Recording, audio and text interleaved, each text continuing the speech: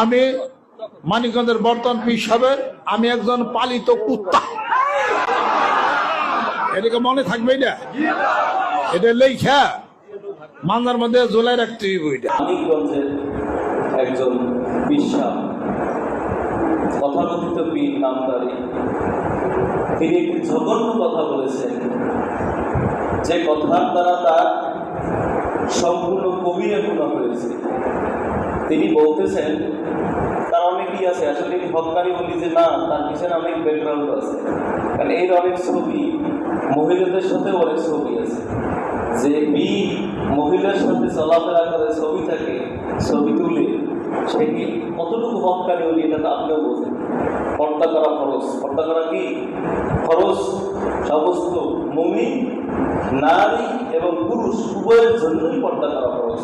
যেই বীর মহিলাদের সাথে চলাফেরা করে, ছবি থাকে, শোডাউন করে, সে কি হকানি বীর হইতে পারে? তিনি যে আপত্তিকর কথা বলেছেন, কি আপত্তিকর কথা এটা আপনাদের জানা দরকার।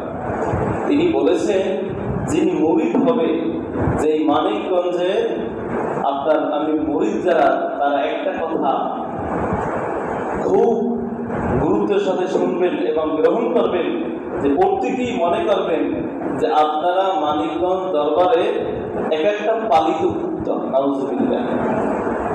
মুরিদ কি অর্থ কি কুকুর? বলেন, মুরিদ অর্থ কি কুকুর? না, মুরিদ অর্থ বায়াত অর্থ অঙ্গীকার করা, ওয়াদাবদ্ধ হওয়া, প্রতিশ্রুতি দেওয়া, যে আমি ওয়াদা করলাম আমি নামাজ ছাড়বো না, রোজা ছাড়বো না, হজ ছাড়বো না, খরচ হইলে হজ করবো, জাকাত খরচ হইলে জাকাত দিব, আমি সুন্নত ওয়াজিব মুস্তাহাব মুস্তাহসানের আমল করবো। এটার উপরে প্রতিশ্রুতি দেওয়া, এটা হলো বায়াত গ্রহণ করা। আর এই বায়াত গ্রহণ যিনি করেন তাকেই মুরিদ বলে। মুরিদের এক অর্থ হলো বিক্রি হওয়া। বিক্রি হওয়া কিরকম?